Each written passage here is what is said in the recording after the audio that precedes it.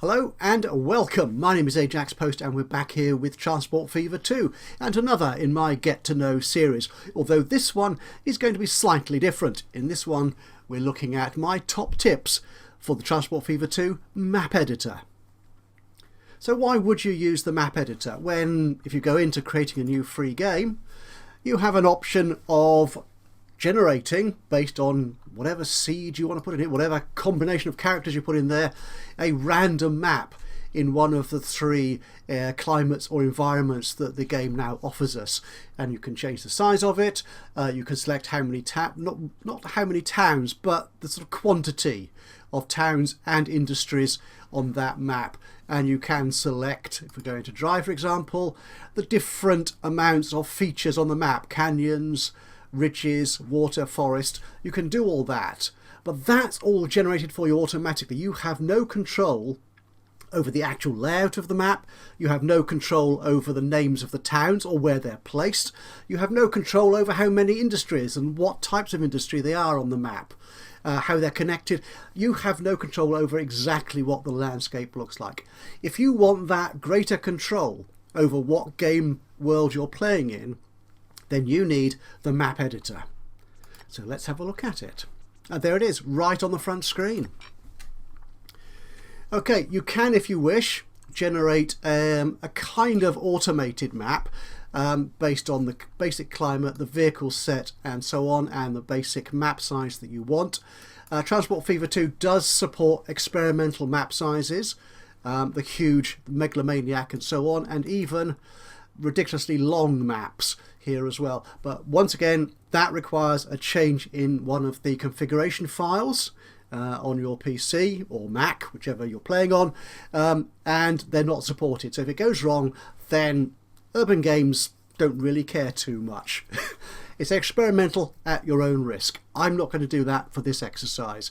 I'm going to use a simple square map, if I may, just to make it easier for my PC to generate the map that we're going to be playing with.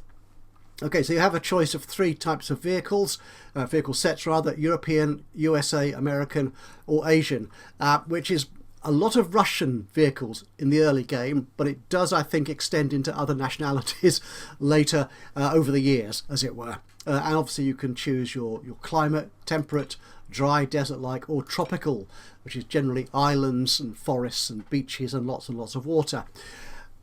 You can still control everything about the map if you use this option, but if you want to change it up a little bit, you can select settings, and in here, if you want to use particular asset sets from the Steam Workshop or any other mod supplier, I think obviously the transportfever.net will be supplying mods for Transport Fever 2. So any asset set you want to include in the game, you can add in here by default, build that into your map, though it won't affect a great deal of what you can actually do in the map. So you can generally leave those, I think. But the main thing here is you can choose what climate environment.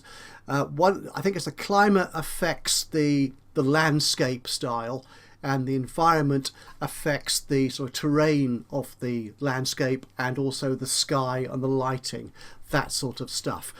You can work out which ones you want from there, and you can choose whether you have town names from a particular nationality and what vehicle set you wish to use. So all Asian, European or American. You can't mix Asian and European, you have all or just one in particular. So let's I'm going to keep this one fairly simple.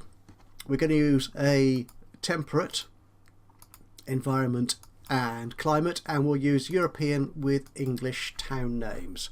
So that's my settings, and we're going to go in and create my map based on that seed.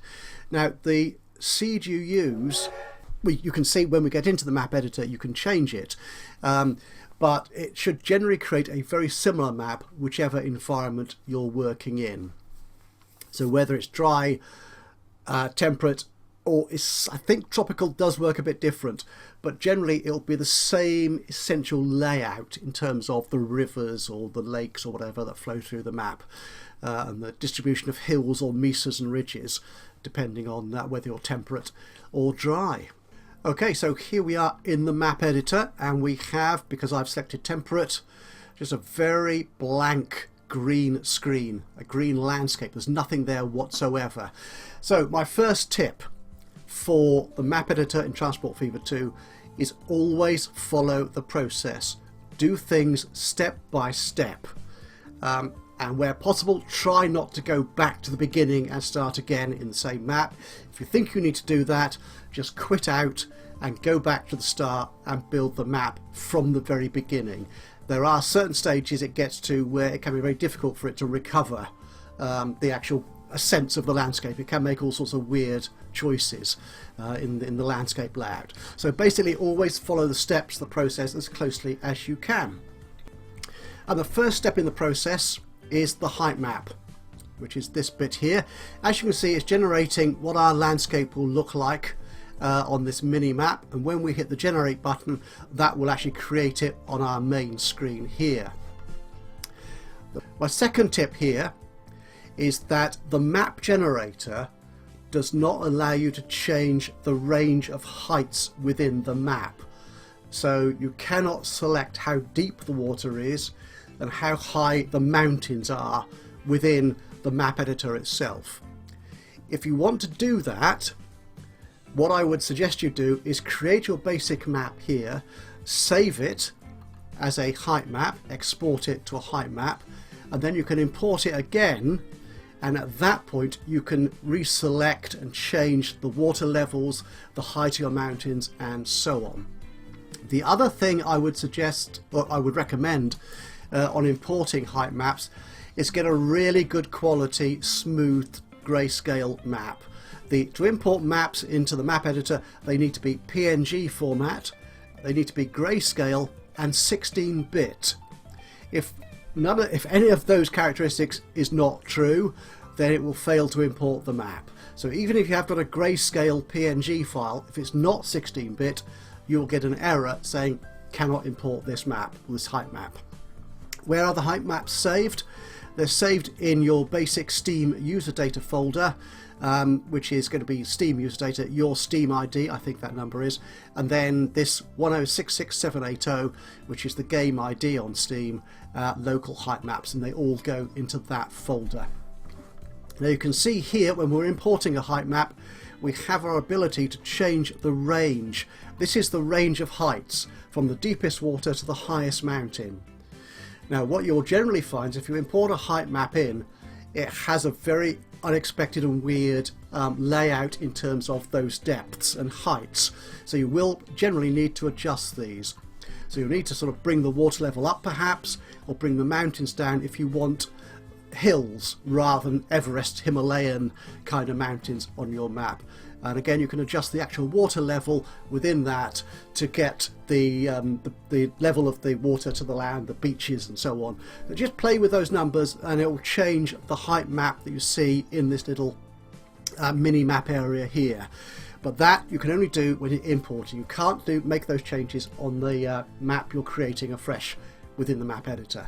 Okay, my next tip here, which I think is tip 3, but I'm going to be losing count, is these option choices here. These will vary depending on which climate you choose, whether it's dry, tropical or temperate as I have here. So in dry you'll choose between canyons and mesas and ridges and so on. In tropical you'll choose between islands, forests and water and something else, I think. But the important thing is in all these cases these sliders are to do with the quantity of, not the height or size of. So by putting loads of hills in there, I'm not saying give me mountains, I'm saying give me lots of hills. And obviously lots of hills does mean it has to go up quite high to make the hills dramatic. If you take that down, the hills aren't necessarily lower, but there are fewer of them. Likewise with forests. I mean, forests is just a quantity thing anyway. The water here again is how much water quantity on the map. It's not the actual depth of the water itself, for example. So we'll go for that. I think this will be good. So let's go on to our first step in creating our map. Let's generate this. Again, depending on the power of your PC, and the size and complexity of the map that it's drawing, you will see it rendering in the background here, and it will take longer or shorter amount of time depending on how capable your PC is of drawing this size of map, which is why I've gone for a relatively small size and not terribly complicated map for this exercise. Okay, now the next tip here is to ignore the map and look at the bottom bar of the UI here. There are two things you need, well, three things in fact you need to spot. First off, I would recommend making sure your game is set to pause. Otherwise, if you take time over building the map, things might develop. So check the game is in pause. It shouldn't have too much of an effect, but check it's in pause just to make life easier for yourself. The next thing is, and this is very important, is check the date you want to start. If you want to start the game normally in the 1900s, the 1950s, or whatever date you want, set that here before you create any towns or roads or anything else, because this actually affects the style of road in particular that the map will generate. So if you want tarmac or concrete roads or whatever, make sure you set a date appropriate to that. So if I change this, let's stop scrolling. If I change this to 1950, for example, we should get quite nice sort of tarmac roads from that. You can also set the date speed here. Now, to be honest, I'm not quite sure what effect this will have on the gameplay itself. If you're setting it in the map, in the gameplay itself, this does affect the speed at which time changes in the play of the game. The gameplay, that's the word. I'm not sure, to be honest with you, what effect that has if you set that in the map. The most important thing, though, I think, is setting the date here. The other thing to remember to do, if it's going to be important, is to set the difficulty. Now, when you load a new map into a free game, you cannot change the start date or the difficulty. So if you want a map that you'll play on easy mode or hard mode or whatever, then be sure to set it here before you get into the business of creating the map itself. So I'll set this to medium, which is my preferred level of difficulty within the game. Okay, so we've got a start date, we've got a landscape, which looks like that. The next thing we need to do is export it. I'm doing that if I want to make sure I've got something to go back to that I want to work on. So particularly if you're going to recreate this map in different scenarios, different difficulties or different start dates or different arrangements of towns, export it at this point, and that way you can bring the Heightmap back in and change it to choose from whichever scenario you want to create in the future. And again, just export that, give it a name, select 16-bit grayscale, and you're good. Okay, the next top tip in the map editor is to generate the towns. You must have at least 2 towns on the map for the map to be playable. And you can check the maximum number here, I think, does actually change depending on the size of the map. So choose an appropriate number you think for the map difficulty that you want to play. Obviously, if you've got lots of towns, then you've got lots more options for creating money, but it might be more difficult to create a network that goes everywhere, and for a smaller number of towns, obviously less chances to make money, so it might be a quicker and easier game. So select a number that you're happy with. Let's take 20. Notice the seed is carrying across from each of these dialogues, so that keeps things consistent. At this point, generate the towns. Okay, and again, depending on the size of the map, the power of your PC and so on, that will take however long it takes. It's not that long, to be honest. One slightly frustrating thing about the map editor process is it doesn't actually tell you when it's finished. So you may want to get into it and start fiddling with it before it's actually completed all the rendering and laying out of towns and roads and stuff. Okay, now on this dialog box, the next tab you see is Industries. My next top tip is stay away from it. Don't go there just yet. My next top tip is check the names of your towns. And you can do this on this bottom here in the bottom right, town statistics. And you can see here a list of all your towns and all their demands. So if you want to create a map for a particular real world environment, this is the time to change the town names. It's important to change them at this point, because when you add the industries will be attached to a name. So if, for example, we have a coal mine and a steel manufacturing plant near Andover, if I create the industries first and then go back and change the name of the town Andover to, say, Abingdon, the names of the industries will still be Andover coal mine, Andover steel plant. But if I change the name first, then when the map generates the industries, it will automatically have the new name that I've given the town at this stage of the game. Okay, so which of these names don't I like? Actually, they're all quite good names, I think.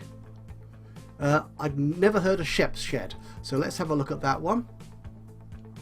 Another little tip is, if you want to look at more than one town at one time, or have their details on the map at the same time, move the dialog box, move that tab out the way. Otherwise, if I click on Stoke-on-Trent, then Torpoint, they just replace each other in this top right corner.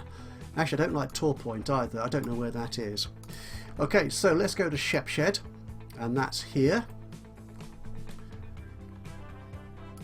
And as you can see, because this is actually a small town, so that's okay. No, that's okay. Right, so we want to rename Shep Shed, and we'll call this one, what should we call this one? Shrewsbury. Or there's an S in there, depending on where you come from, Shrewsbury or Shrewsbury. I don't really mind, but I know what I call it. Now here, at the moment, the default is that this will accept those two cargo types, those two freight types, which I think is tools and machines. You can go into the editor here and change these values. So you can say, I don't want this town to accept tools, I want it to accept food in the commercial zone, and not machines in the industrial zone, I want fuel.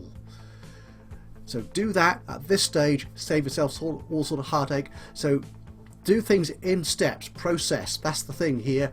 Towns first, and make sure they're right before you move on to the industries. You can even change the land use here. Now I've not tried this, but if I say let's make that 150, that will affect the target population here, and that will affect how this town plays in the game in terms of demands for incoming passengers and goods and so on. I think. I'm not entirely certain of that, to be honest, so I'm going to ignore that. Destinations, you can't change anything here to my knowledge, but this just tells you where the passenger... Oh, the game is running now, stop it. That's why that was changing. So that's why I said keep it in pause, just to keep things simpler on yourself. Tour point, oh, that's quite near the bank of the river, so we could call this one Torquay, for example. Okay, do we have any big towns in here? Actually, the size. Buckingham. Why did that... you see what I've done here? I said change that date to 1950. Then for some reason I cancelled it. So, which is why the towns here have these old roads. I've now changed it to 1950, so you should see the effect of that. Okay, now my next sort of top tip to do with towns is here in the main connections generator, which creates the connections between the towns. Now, I'm not certain if this works or not. I may come back and prove this one way or the other in a later video. But what you can do here, this is where you set those default routes, those main connections. You can choose the default here and change these. So in fact, I don't want that town connected there. I'd much rather it goes from there to there. And that is simply a case of left clicking on a town to draw out the route indicator, and then left clicking on the destination. If you don't like that route there, just left click on it and it will take it away. So likewise, in fact, I don't like that route there. Let's send that town over there. Now these are not going, and right click to get rid of the pathfinder thing. These routes are not going to be exactly straight as they are here. It's going to work its way around the landscape.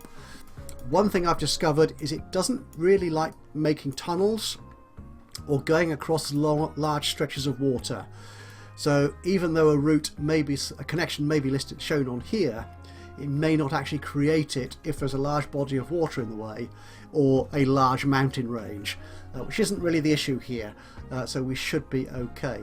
Now, what I'm thinking, what I think I saw when I first played with the map editor, was that if you create these main connections first and then add the industry in, then you get more direct connections between the towns. Whereas if you put the industry in first and then do the main connections, the map editor tends to run the main connections through the industry sites. So if, for example, we had between these two towns, it would go, say, more or less straight across in a windy sort of way. But if I had an industry up here just north near these hills and this forest, the main connection, I suspect, might tend to run to that industry and then from that industry to the next town. So rather than going straight, it sort of goes via the industry. So it creates smaller roads where it can. But let's just try that, shall we? So we've got our main connections. These are the connections we want. Let's generate those. And you can see it building the roads in the background. And as you can see here, right, yeah, these are proper 1950s concrete or tarmac roads, whatever material that is, rather than the country tracks that we had. So that's the importance of getting that date right first. Not quite sure why I messed that up, but there you are. Okay, and it's created our bridge across there for that. In fact, if we look at our connections, yeah, that's looking quite good actually. And there should be, oh, there is one across there. That's good.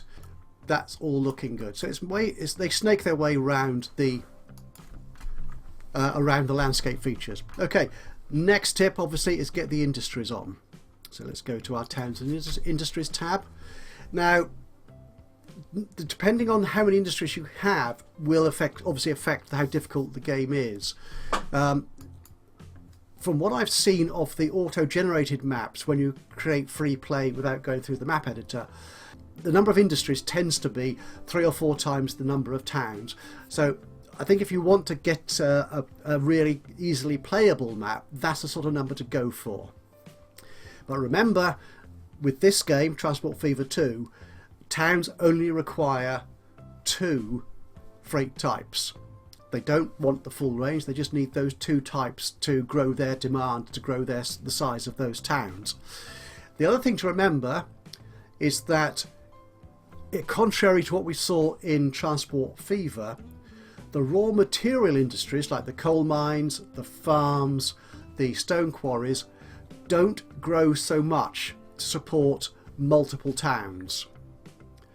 What does grow are the secondary industries, the manufacturing plants. So the food factory, the steel mill, the construction materials plant, for example, they will grow to support the different towns. But to do that, you'll need to supply them from more raw material sites. So that's why I think you need a fair number of these industries here to make sure you've got enough raw material sources to feed into the secondary or the manufacturing industries on the map. So we had 20, so let's go 75 industries. Okay, we'll do that and let's generate those. And there they are, popping up all over the map. And that is possibly done now. Again, it doesn't tell you it's finished. Now you can check what industries you have by using the Industries Statistics tab down the bottom, very bottom right. And you can check what requirements are required for each of the sort of secondary industries. So how many oil manufacturing plants, oil refineries you have. How many crude oil factories you have.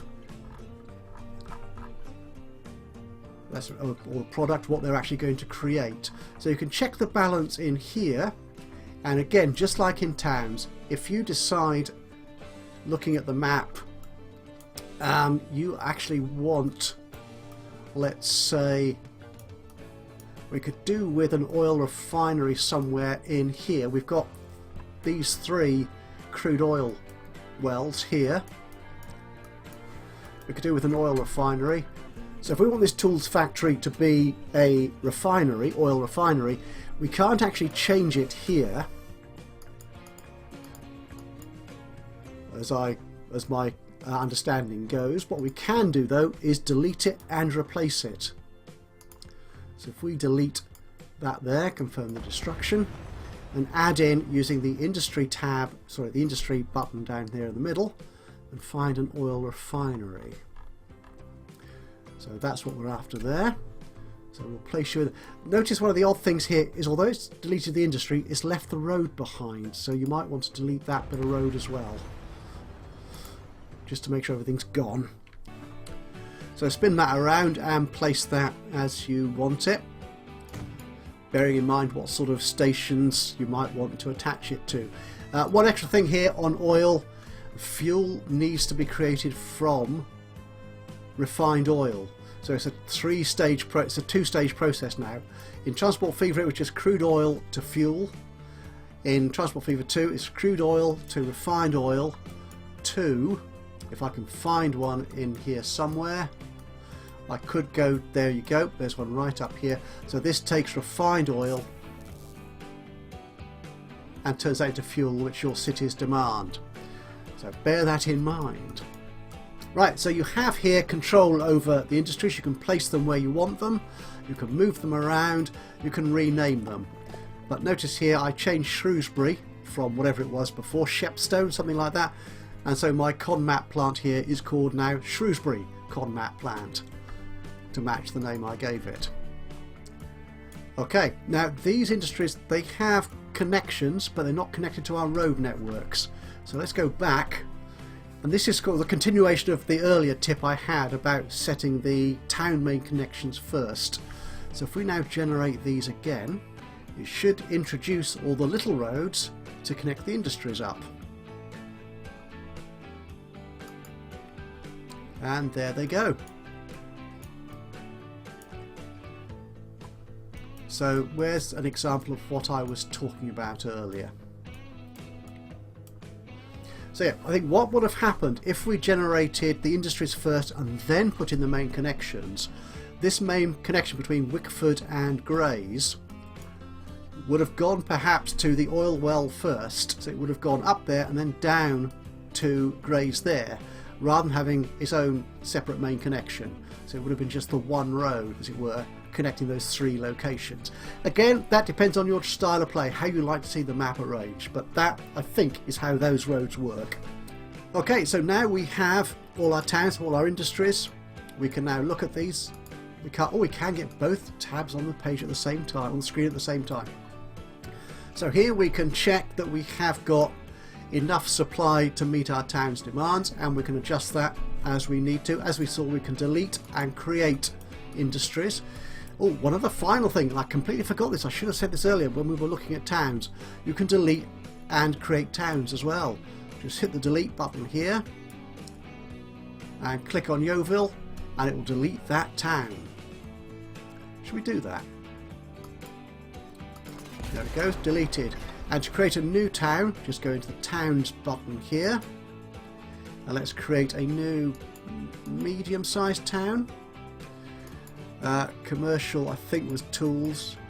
Commercial was tools. I think it was possibly machines. I've forgotten already. Or you could leave it as random, and it will choose whatever it feels like putting in there. And then just put this town back on the map here. And it will just grow the streets, put the streets in.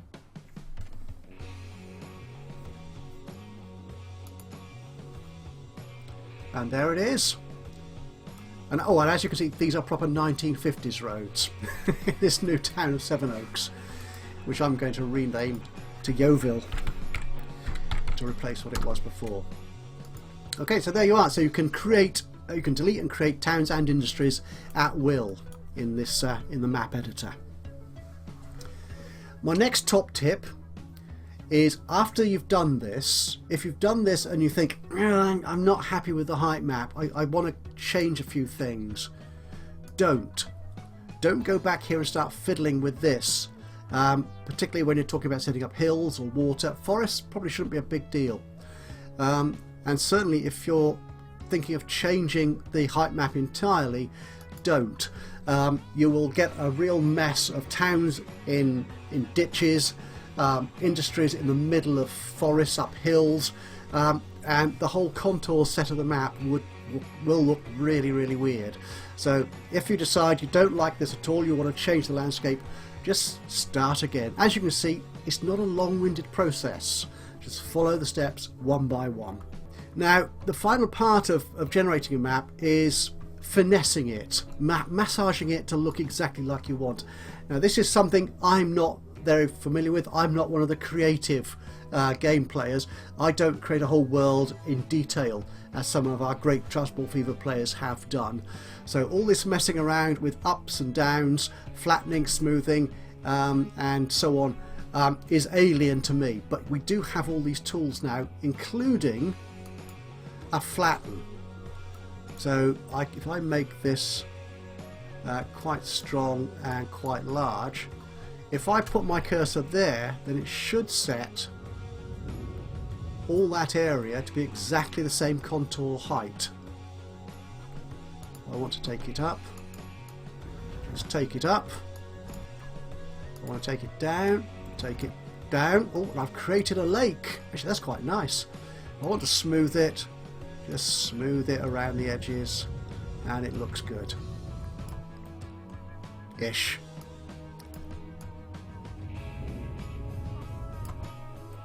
Possibly. There you go. Yes, so you have these tools available to you, including this thing called a height map texture tool. This, I think, allows you, again, I've not really played with this, there are other creators who have spent more time with this. This allows you to finesse the look of the landscape. So if you've got sort of rough edges and so on, this allows you to add a certain style to it, and sort of smooth the edges around, and it just makes it look that much more realistic. Paint tools allow you to define the colour of the landscape. Again, let's not sure what all these things mean. The brush size, let's make it quite large. So we're putting in some dark ground, some light ground. Let's put some gravel in there. Oh, well, that's scree, is it? Rock, grass, gravel, snow. You've got all sorts of gravel there, so you can really mess your landscape up like I would do, or you can do it in great detail to create exactly the look and feel of the world that you're after. There is no undo button, so if you make a mistake, you've got to reverse it using the tools available to you. The core set of assets within the game are trees. If I go to trees specifically, you've got all these different types. See, red delicious apples, Scots pine, common hazel. These are dependent upon the climate and the environment you select at the beginning when you started the map creation process. So these will change depending on the climate you've selected. You can choose individual trees, or you can choose a random mix, and you can sort of even select within that what the randomness is. So I don't want shingle oak. I hate elderberry, so we won't have that. And you can either sort of place single trees, or you can put a brush down and sort of brush an area full of random trees. And they look fairly random to me. And you can do the same with rocks, different sizes of rocks. There you go, different styles. Oh, they're really little ones. The big rocks. Select that, quite big rocks. There you go. Or finally, a couple of sort of in-town assets. You've got a fence, you've got a lamppost, you've got a bench. And I dare say modders will be coming along fairly soon to add a whole new range of assets, landscape assets, and town assets into the game. Again, that's not something I'm terribly familiar with, so I'm not going to worry about those. Okay, right, so at this point, you've saved the height map. again, if you're making considerable changes to the landscape itself using those brush tools, you might want to save the Heightmap again. Just go into Heightmap and export it again into the Heightmap folder. But if you want to save this map with all the towns, the roads, the industries and so on, just escape and hit Save Map. And we will call this one Top Tips 1, if I could spell it. And there you are. And that map can then be loaded into your game for a free game, to start a new free game with a selected difficulty level and the start date as you put into the map. One final comment on this, it's kind of a top tip I suppose, is you may have noticed down the bottom here, earnings, minus 58 million. It actually counts up how much you would have spent to build the infrastructure, the roads and stuff, and perhaps even the landscaping as well within the map. It all adds all that up and gives you a bill, but you don't actually pay it, because as you can see here, your bank balance here is infinite. You've got any amount of money to spend, and that's fine. That's equivalent to the no cost mod in gameplay. What the earnings does, what this figure here does, is it actually transfers into gameplay. So when you load this map, you will see that figure in your balance sheet, but it will just be a cost that was incurred at some point by somebody to build this map. But going forward, once you start playing the game, that figure has no impact in terms of your profitability or not within the game itself. It's simply a figure on the balance sheet.